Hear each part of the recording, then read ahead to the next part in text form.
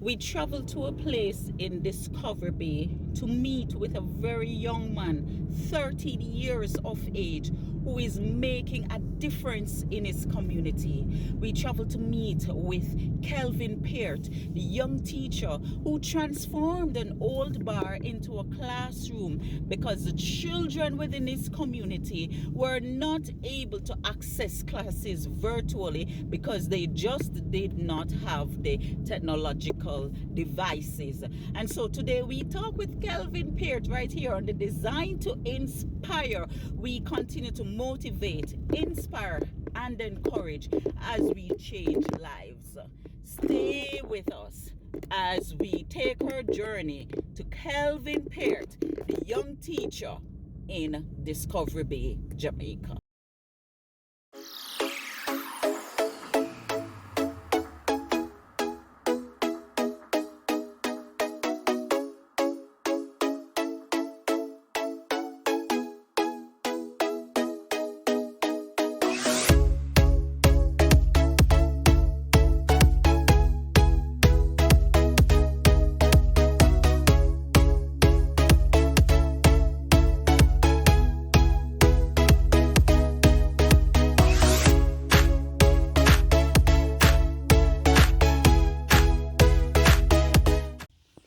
This is the classroom where Kelvin engages 16 students within the community, 16 children within the community who are not able to access classes virtually. This here was a bar, an old bar that Kelvin transformed into a classroom to ensure that the children within the community would still be able to access classes, to learn, as they are not able to access otherwise. As you can see right around the classroom, he has his teaching materials. We call them the teaching aids, and he ensures that each and every child learns. This is the true epitome of what a teacher, of who a teacher should be. We praise and applaud Kelvin Peart right here in Jamaica, Discovery Bay.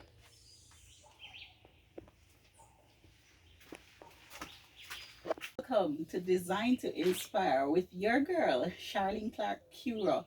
Now, during the COVID-19 pandemic, a lot of persons have been affected worldwide, and it's no different right here in Jamaica. But it's what we do to ensure that we help each other, to ensure that we motivate each other, and to ensure that we continue to inspire each other.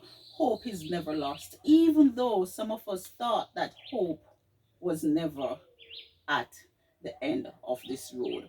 But during the moment when persons were dismayed, when persons were dissatisfied, when persons were worried, right here in Jamaica, we had a very young man who decided not to think about the negativity, but to think about the positive energy and how he could make a difference in the lives of those persons who no longer were able to go to school, who no longer were able to get the education that they so deserve.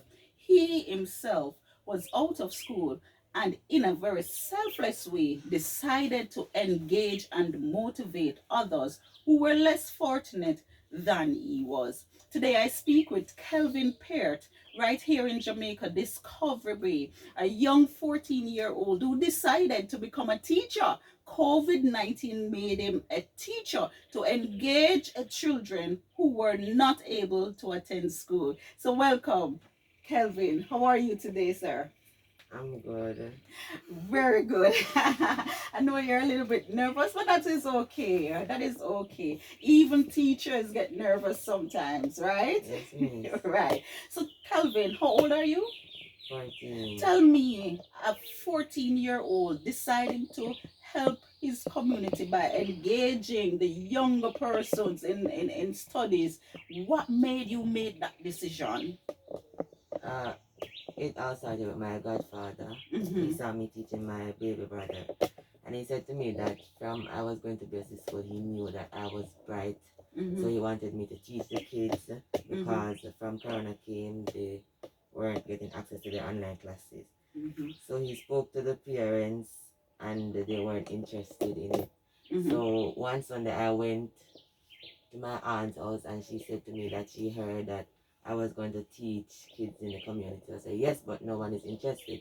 So she said she want me to teach her daughter. So I went the same Sunday and we cleaned up the bar, fixed up, and I went the same Sunday. I told them to send them the Monday. So when I came now, I told my aunt, and she said it is a good opportunity to teach kids because I am smart and I want to share my knowledge to those students while they're still kids. Oh, wow. And we are sitting in the same bar. Well, it's no longer a bar. Kelvin has transformed it into a classroom. We are sitting in the same bar, now a classroom that Kelvin would have had his classes. So it came out of an idea because of your godfather realizing that you had skills and you were smart. Yes, All right. So how many children did you start off with? 3 students. 3 students. How many students you have now? 16. 16. Yes, miss. How long did it take for it to rise to 16 students? I think a week. Within a week. Yes, miss, but I had to send home some because the space is small. Small. Yes. Mm-hmm. All right. And the ages ranges from what to what? Infant to grade 4. Infant to grade 4. Yes, miss. Kelvin, how do you do this? Because do you have them in one space? Yes, miss. At I one divide time? them into groups. You Like divide them infant into grade 1 groups. grade. Okay. So you have different time for each group or No, miss. no? Teach them one time. You teach them one time. Because the grade 4 students are fast. Mm-hmm. Okay. How many grade 4 students you have? 4 girls. And how many grade 6 students? No, miss, I don't have grade You 6. don't. Oh, it's up to grade 4. Yes, miss. Okay, so infant to grade 4. Yes, miss. All right. And I recognize your classroom setting, and I must say to you, kudos to you. You're doing a great job. I am really proud of you. Now, tell me, as a teacher, what are some of the challenges you faced when you started this class? What were some of the challenges? I didn't have any challenges when I started. You didn't have any No, challenges? miss. Oh, really? Yes, miss. So how did you deliver the lessons? How did you get the material? I mean, how did the students react to you delivering the lessons? Miss, they were cooperative because normally on a Sunday I will go and teach them, and the same thing that I taught them, I give them back in the class to see if they really understand. Okay. And I teach them things based on what I got in primary school. So how did you do your research? Did you research before your class, or you just use basically the information that was passed on to you during Yes, primary miss. school to them? Yes, miss, and I had textbooks. And you had where did you get those textbooks from? From my primary school. From your primary you mean your textbook that you used to use? Yes, miss. Oh, you still had those. Yes, miss. But then each child would not have had a textbook. And still that wasn't a challenge for you? No, miss. How did you impart the knowledge where now the textbook is required? Each child does not have a textbook, but the information still needed to be disseminated. Yes, I had them watch videos. Okay, so you had them watch videos on Yes, your miss. tablet? Yes, miss. Did they have tablets to use to work with? The No, miss, children? until they got from a company, Digital and the Ministry of Education. So prior to Digital and the Ministry of Education here in Jamaica, they had no devices. So the tablet that you were using to show them the videos was yours. Yes, miss, I got that from my school. So you got it from your school. Wow. How did the children embrace you? How do they react to you? What do they call you? Sir. And Sir. sometimes teacher. How does that make you feel, Kelvin? Sometimes I laugh. I love hearing them say. You love to hear sir. what they say, sir. So even outside of the classroom now, They still call me sir. they still call you Yes, sir. yes. Wow, very good. Now, did you have to deal with a child who was slower than the rest during your sessions? Yes, miss. How did you know balance that? How did you, because you're just one person from infant to grade 4 and you have 16 students, you don't have an assistant. How Yes, miss, did I you? had one. You had an Yes, assistant? miss. Where is it? Who's the assistant? Miss, girl, a girl, she's in grade 7. She always come and look what's going on in the class. So I said if she want to help me because I had some students who were slash. She said yes. So I told her what to do and she carry the child in a corner and assist. Oh, so you had an assistant. Yes, miss. No, even teachers in the profession, Kelvin, are doing homeschooling, but they do this at a cost. What is your cost? What do you charge your children? $100 a day. $100 per Yes, day. miss. Wow, $100 per day for a session with you that was born out of the fact that they were not able to attend school anymore because of COVID-19. The reason why I charge them is to buy like charts and chalk because I used to use chalk, but I don't charge them again because I have materials already. Okay, so But you they still pay. oh, they still pay. Yes. So even though you don't charge them again because you've now amassed the materials that you need, so you don't Yes, charge them anymore. yes. But in the beginning, you didn't have any material and you wanted material, so you charged them $100 Yes, per ma'am. day Yes, ma'am. towards paying for the material. Yes, ma'am. Brilliant. So Kelvin, now that you have started this school, and we're calling it a school because that's what it is. I see your charts, right? Now that you have started, you became somewhat in the limelight because of your generosity. How does that make you feel? Meaning? How does it make you feel to know that a lot of persons now are recognizing you for the good work that you are doing? Uh, Excited but a bit overwhelming. It's a bit overwhelming. Yes. When you started, did you envision that any of this was going to happen? No, miss. I was just trying to teach the kids because they were left behind. I didn't know that it would go so viral. Right. So how did it become viral? The principal from your class, Mr. Treasure, he saw the kids on coming on the road and he's wondering where they going. So he asked my uncle where, and he said they're going out here because I'm teaching kids. So he went the same day and said he wanted to put me in the cleaner. So I said okay, but I was shocked and afraid at the same time. You were afraid. A teacher who is somewhat very shy, right? Yes, But in the classroom, Kelvin, you were not shy. You took control of the sessions. yes, yes. How do you deal with a situation where a child is now unruly? Did you have that situation to deal with? Yes, miss. Tell me about it. Miss, I give them lines. They're afraid of lines or some sort of punishment. Lines? Yes, miss. What is that? Miss, like if they bad behave, I write something on the board that says I must have respect or I must behave myself, and I give them a number to write it. Like I said, write 10 lines. They must write that 10 times. Right. So you have them repeat a sentence, write Yes, a sentence repeatedly Yes, based on the action. So if it's disrespect, you write, I must be respectful. Yes, And they need to write that given the number Yes, that you would do. And they're afraid of writing that? Yes, miss. Okay, so that's one way. Is there another way that you deal with indiscipline in the classroom? I give them punishment. What type of punishment? Roll their ears and foot. And sometimes put them in a corner. Yes, miss. Right. And after that, do you recognize that they would have changed their action, adjusted a bit? Yes, miss. Especially the lines. I trick them and tell them that I'm going to give them 1,000 lines. And they behave themselves. And I said, I'm just joking and give them a little number. Okay. And you find that worked for you? Yes, miss. What is your career option, choice? What do you aspire to become in your adult life? A pediatrician. No, Kelvin. That has nothing to do with teaching. Oh, but then you see the connection. What is the connection there? Children. You're still working with children, but in a different way.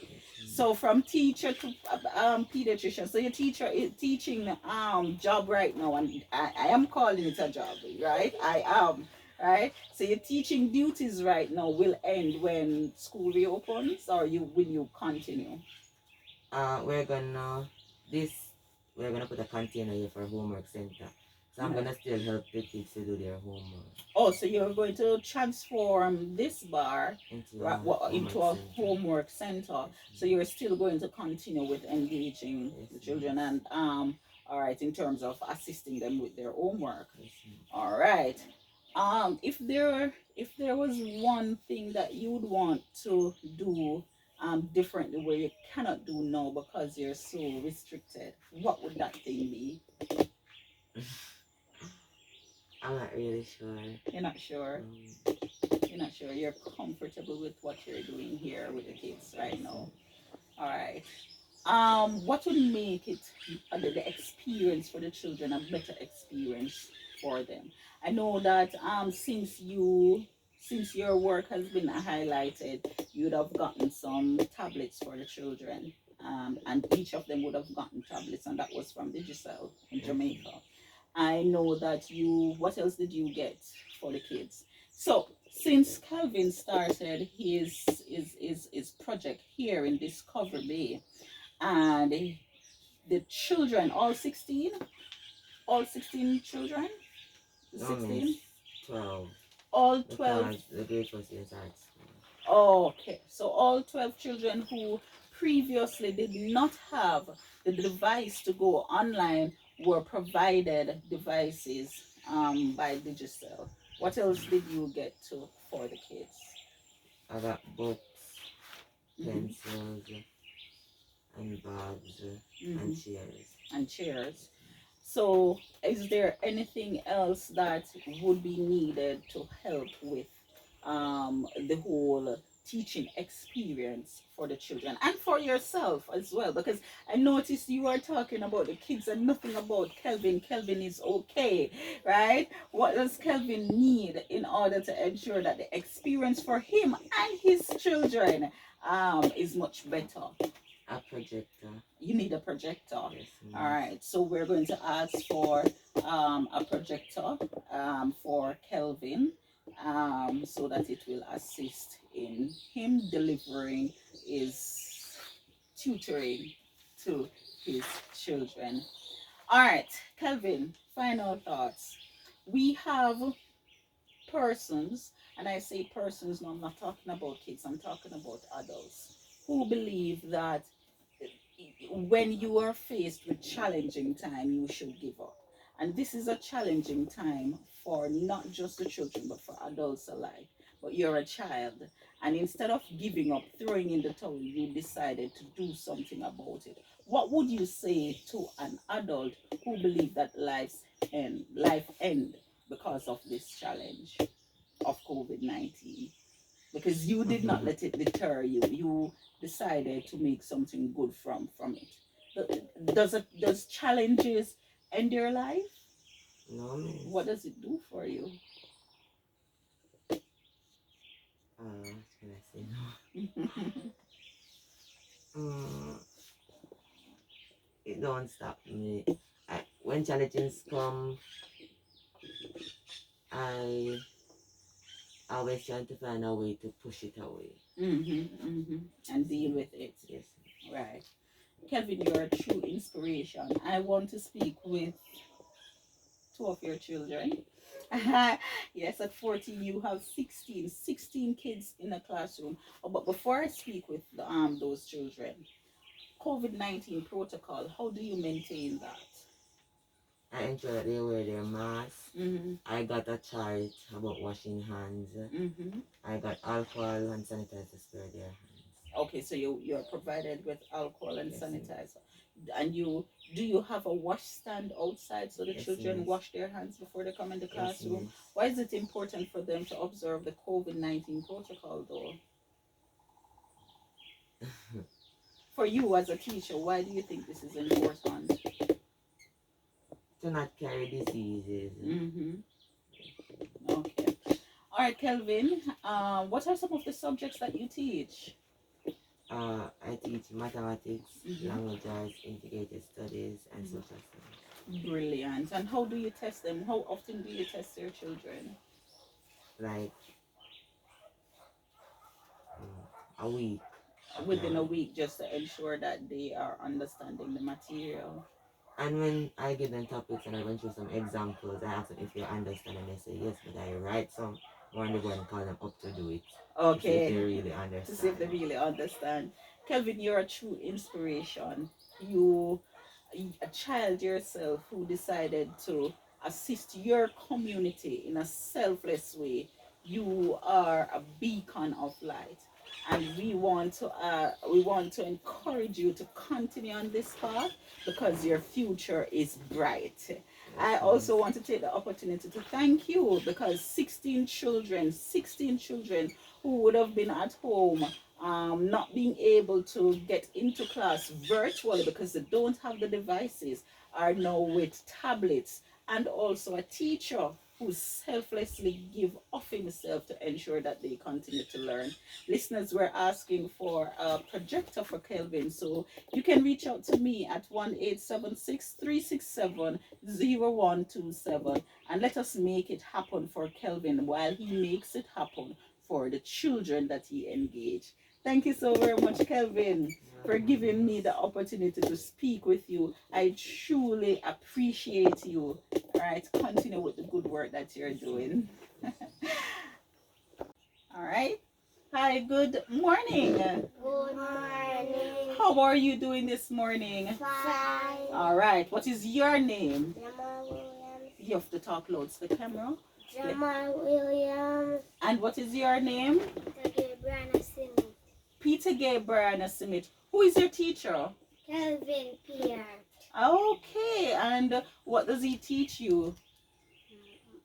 Tell me some of the subjects that he teaches All you. this greater than or equal. Mhm. Language arts and mathematics. What is your favorite subject?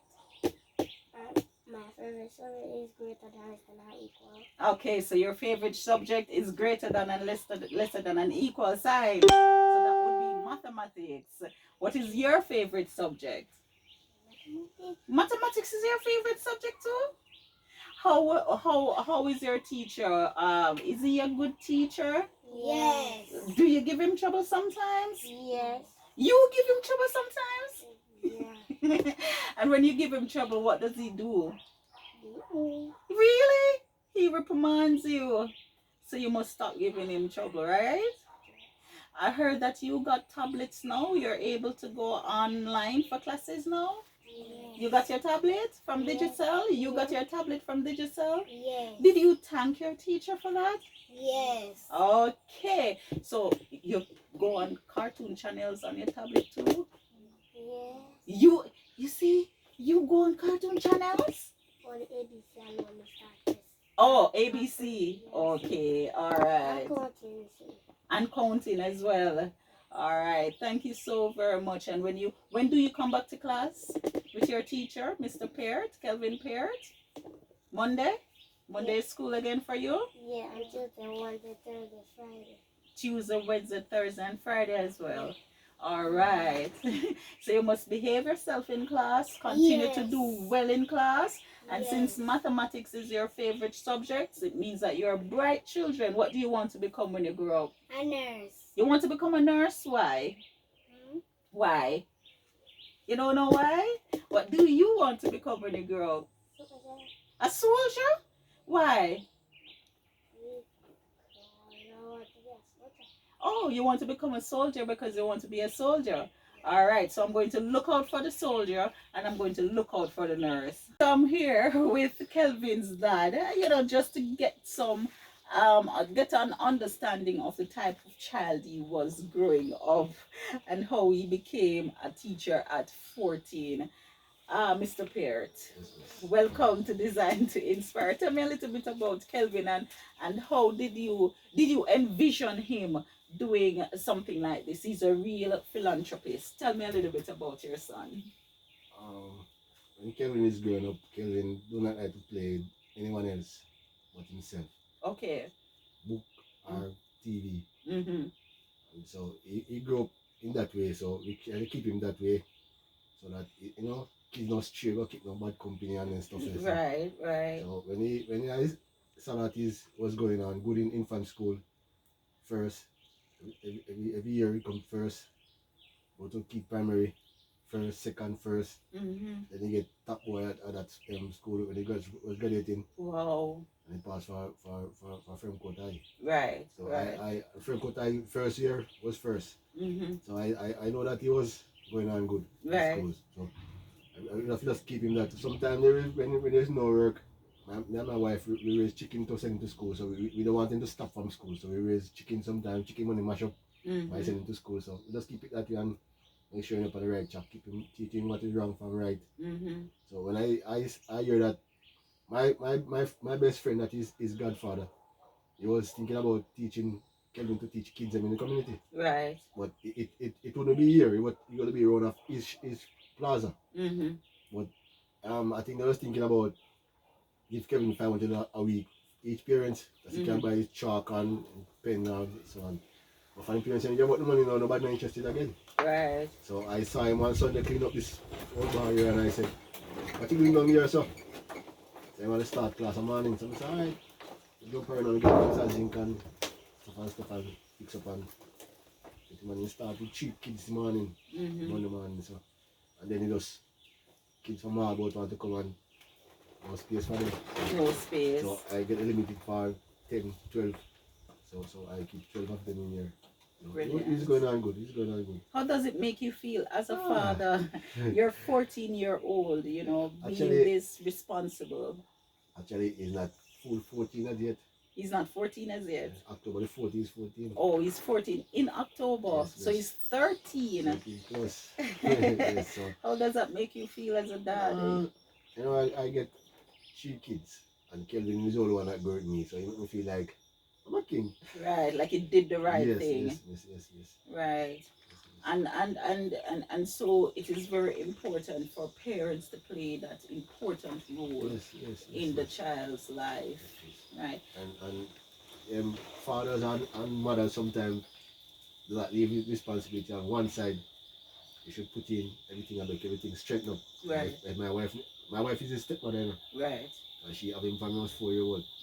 And if she never show me that support, she will miss out of school many times. Right. Yeah, so Right. that is what I'm talking about, the strength. And Right. she saw that Kelvin was bright, so push out every effort. Right.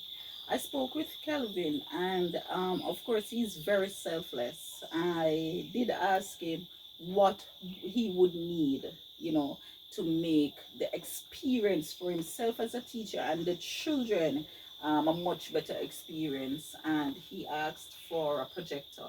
Nothing for Kelvin. He's always thinking about the children. Yes, so I'm yes. going to ask you as well, as his dad, and you recognize him in being in the classroom. What do you think he would need to assist with ensuring that he has sufficient material to engage the children? What do you think would be that thing? Well, he said a projector.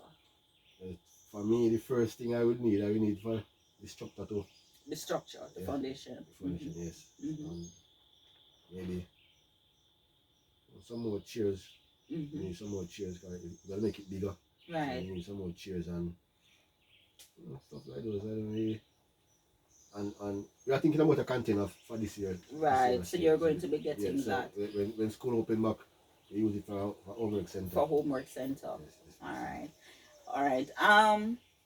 COVID-19 has put a damp on many persons' life.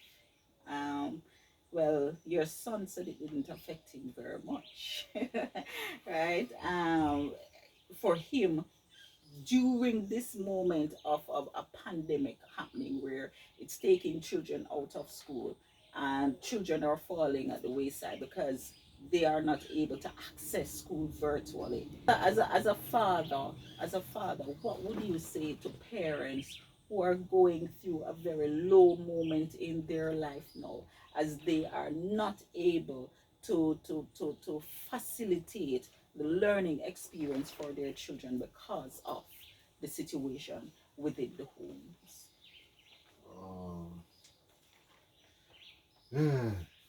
I think COVID came and it was online class. Mm-hmm. So I Me personally I know that school will be closed for a good while, so I make sure I get my internet up and running. Mm-hmm. So I think that parents should try to get that to get for their kids. I was thinking about Kelvin for the right now. Kelvin name is in my receipt and the internet. Right. So I did it for Kelvin. Right. So I think parents should look through that for their kids and just do the right thing. Right. All right. I want to take this opportunity to thank you so very much for sitting and talking with me. But most importantly, thank you for bringing such a smart young man Yes, in the world. I can tell that he's going to make this world a better place, yes, right? yes. You should be a very proud father, right? Yes. For a 13-year-old, not yet 14, a 13-year-old deciding to assist the community by transforming an old bar into a classroom, just so children who are not able to access classes virtually would be able to still um, gain that opportunity, have that opportunity to learn. Right, they would not be at a disadvantage. Thank you so very much, Mr. Peart, for tuning in. Thank you for listening. This is Designed to Inspire with your host, Charlene Clark Cure, saying goodbye. See you another time as we continue to motivate, encourage, and inspire.